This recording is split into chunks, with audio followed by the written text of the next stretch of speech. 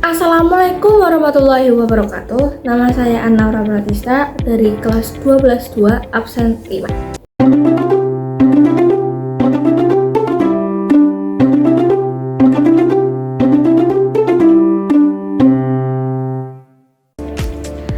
Sini saya akan mempresentasikan tentang komunikasi data pada OSI layer. OSI layer sendiri ada tujuannya dan fungsinya dan proses kerja. Sebelum ke OSI layer, apa pengertian internet? Internet adalah jaringan yang sangat luas yang menghubungkan seluruh perangkat di dunia. Namun bagaimana cara mereka berkomunikasi?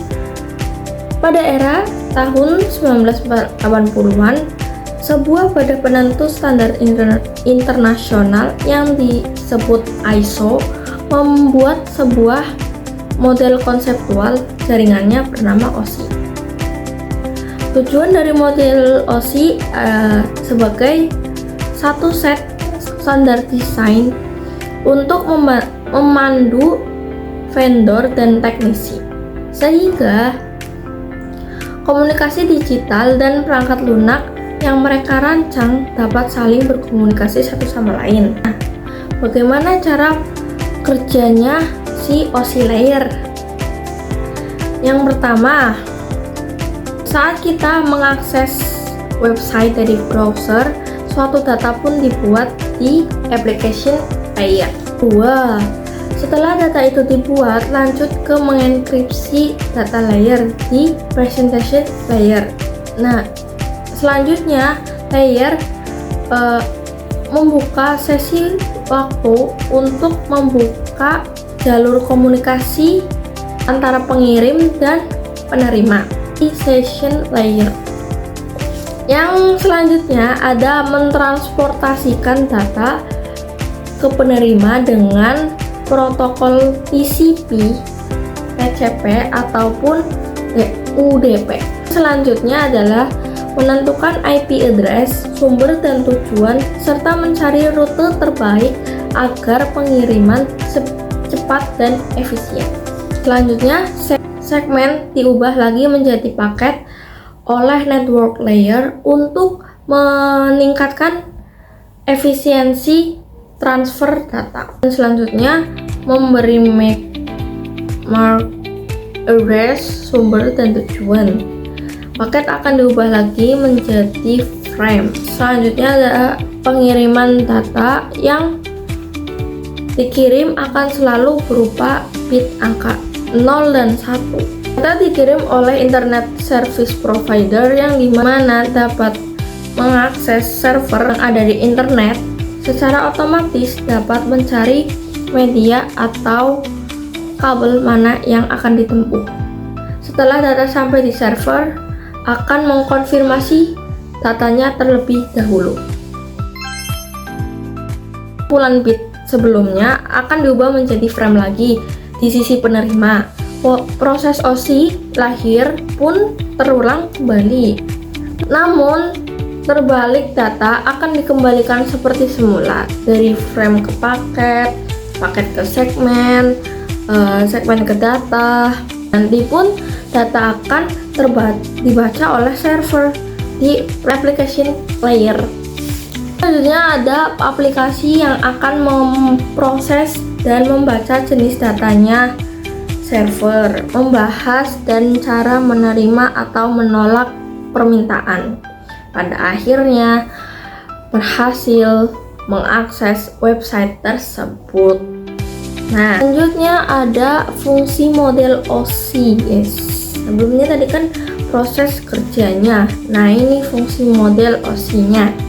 Yang pertama ada application layer. Application layer berfungsi untuk memproses data dengan header berdasarkan protokolnya. Contohnya ada HTTPS, ada DNS dan SMTP. Yang kedua ada presentation layer. Presentation layer berfungsi sebagai mengenkripsi dan deskripsi serta enkapsulasi dan dekapsulasi data. Contohnya SSL. Yang ketiga ada session layer, mengatur koneksi pengirim dan penerima dalam sesi waktu dan jalur data yang dikirim. Contohnya, sesi login habis nih setelah AFK, jadi harus login ulang. Yang keempat ada transport layer. Transport layer itu sebagai pengirim data, contohnya TCP dan UDP. Terus yang kelima ada network layer. Network layer itu berfungsi sebagai memberikan IP address, sumber dan tujuan, serta menentukan rute terbaik. Contohnya router. Keenam ada data link layer, memberikan MAC address, sumber dan tujuan, error control, flow control, dan lain-lain. Contohnya switch. Terus yang terakhir adalah physical layer, sebagai media dalam pengiriman data. Contohnya kabel Ethernet dan Wi-Fi. Nah, kalau model OSI ada application, presentation, session, transport, network, data link, physical, ada 7 macam.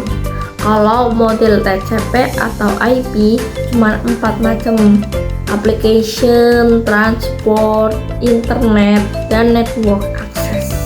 Application model TCP/IP meliputi 3 model OSI, yaitu application, presentation, dan session.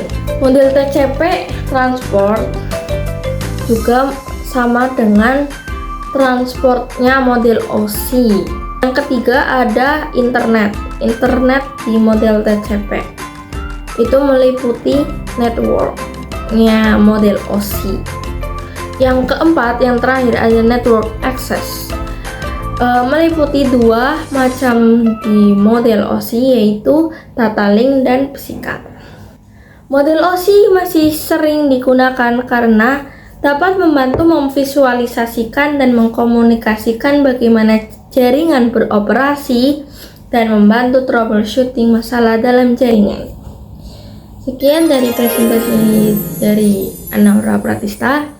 Kurang lebihnya mohon maaf. Wassalamualaikum warahmatullahi wabarakatuh.